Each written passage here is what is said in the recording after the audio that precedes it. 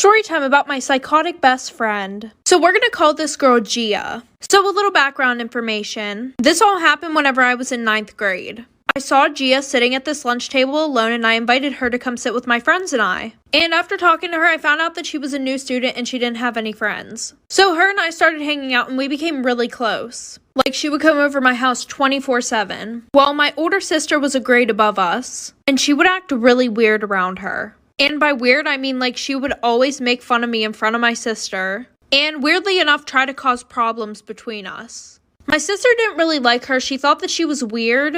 But because she was my friend, she was being super nice to her. Well, like a month later, she started trying to become best friends with my sister. Like any conversation she would have, I would be like, oh, do you want to come over? She would be like, no, sorry, I'm hanging out with your sister today. And I would go home and I would be like, hey, are you hanging out with Gia today? And my sister would be like, what the hell are you talking about? Like for part 2. Part 2 about my psychotic best friend. So like I said, my sister was like, no, what are you talking about? So at this point, I'm thinking, oh, this girl's really weird. But it gets even worse. She comes over my house one day to hang out with me and goes in my sister's room the whole time. My sister dyed her hair black, so what does she do? She dyes her hair black too. The obsession was like really fucking weird. Anyway, so the one night that Gia's over, yes, I still had her over after this because I didn't think it was really weird at the time. My sister had her boyfriend over and they were in the living room watching a movie, and the whole time Gia is begging me to go in the living room and watch the movie with them. So I'm like, fine, whatever, we'll do that. We go into the living room, we all sit on the couch, and my couch is kind of small, so like we all had to squish. So she sits her ass right next to my sister's boyfriend. Well, my sister's boyfriend got up and started freaking the fuck out. Well, turns out that Gia was trying to touch him under the blanket. So I told her to leave. Next day, I got a whole paragraph of her saying that she just wanted to be like my sister because she never had an older sister. My boyfriend of 4 years proposed to me.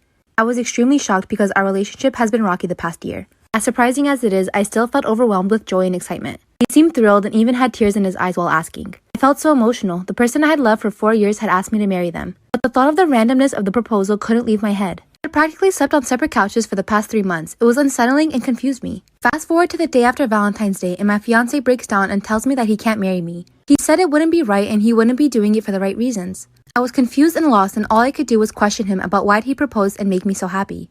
Finally, he confessed to me that my parents offered him $100,000 if he would propose to me. My family is decently well off and they promised him that after marriage he would be well taken care of and won't have any struggle. This was something that he said he couldn't turn down, but he felt wrong and sick about living a lie. I went to confront my parents and they claimed it was true, but they only did it for my happiness since it's something they knew I wanted so bad. Am I the asshole for not continuing a relationship with my parents? This is now the hardest time of my life and I feel extremely guilty, but also have so much emotion and hatred for them.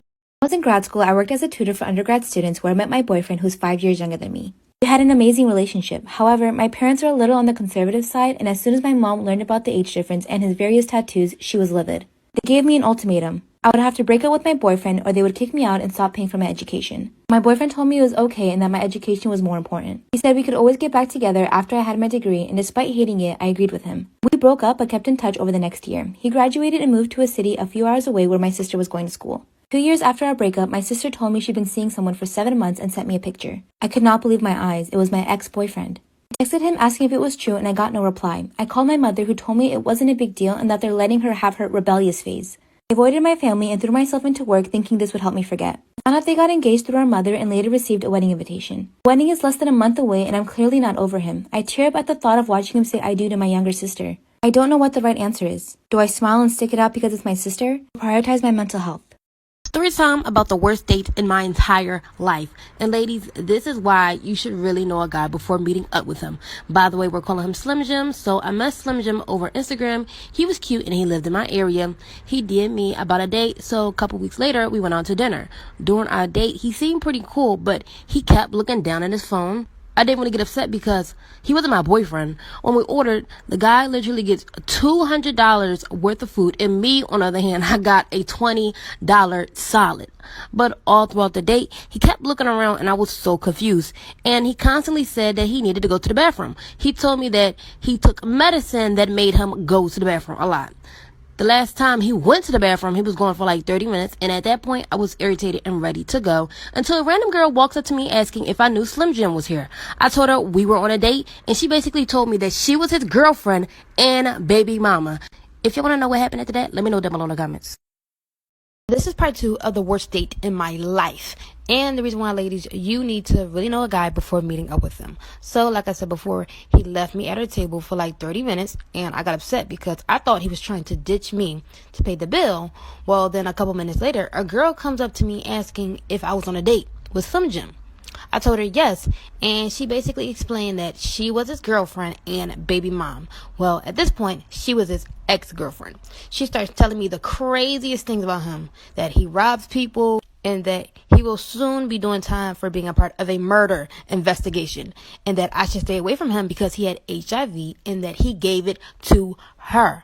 I had to ask her, how did you find him? And she tells me that he takes all his new girls here. Then she leaves out the restaurant. 5 minutes later, Slim Jim comes back and tells me he thinks he dropped his wallet. In my head, I'm assuming that he's trying to make me pay for the $200 dinner. So I tell him that I have to go to the bathroom. I'm running out of time.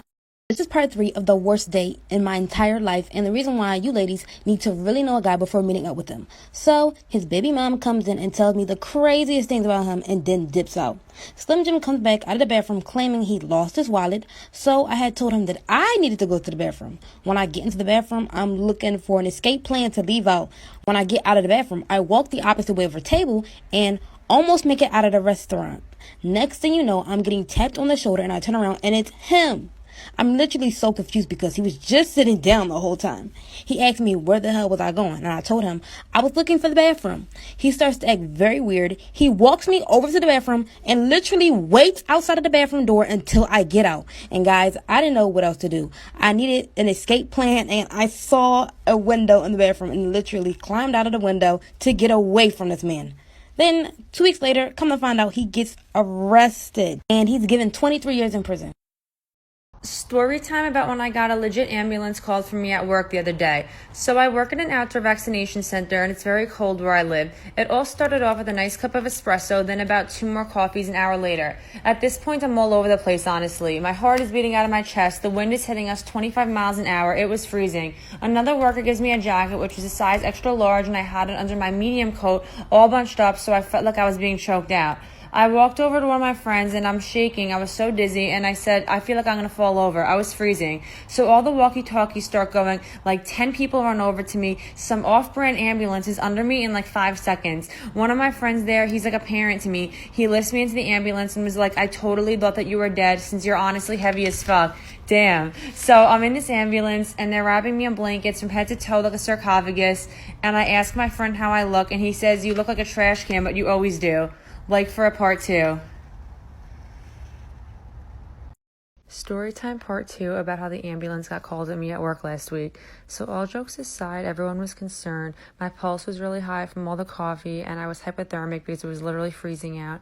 The EMS asked if I had a history of anxiety and one of my other friends there was like, she definitely has a history, but you'll be here all day if you want to hear it. So they ripped off the jacket and asked why I was in a straitjacket because the really tight one was white. I was literally suffocating. That was probably the problem. So at the end of the day, the guy that I'm really into at work said that he would have given me his jacket if I didn't feel well. So I felt happy and it was all worth it. No, I'm kidding. I actually didn't feel well, but it was just like very cute. And one of my other friends at work said that in a few weeks they're going to make me die of heat stroke so we can get a lane closed down again.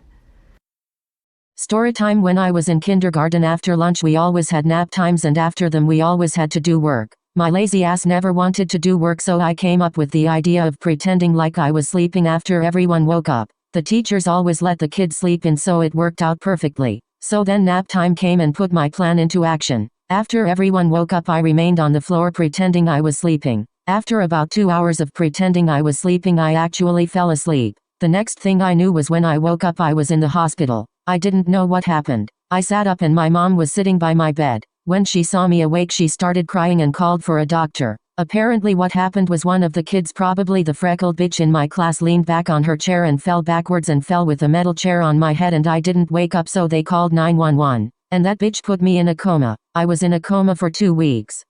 So I used to know this girl who would constantly say things like, guys, sorry, I'm so ugly. I just ruined the whole group photo, I'm sorry. And then everyone would automatically comfort her and be like, no, you're beautiful, you shine. And then she would be like, no, but thank you. And she would do the same thing over and over again, trying to get everyone's attention. So eventually I got tired. So the next time she came to me saying, I'm so ugly, I was like, you know what? You are. She was like, what'd you say? And I was like, bitch, if you think you're ugly, I can crop you out of the photo. The fuck do you want me to tell you? I'm not the one who made you look like a woolly mammoth.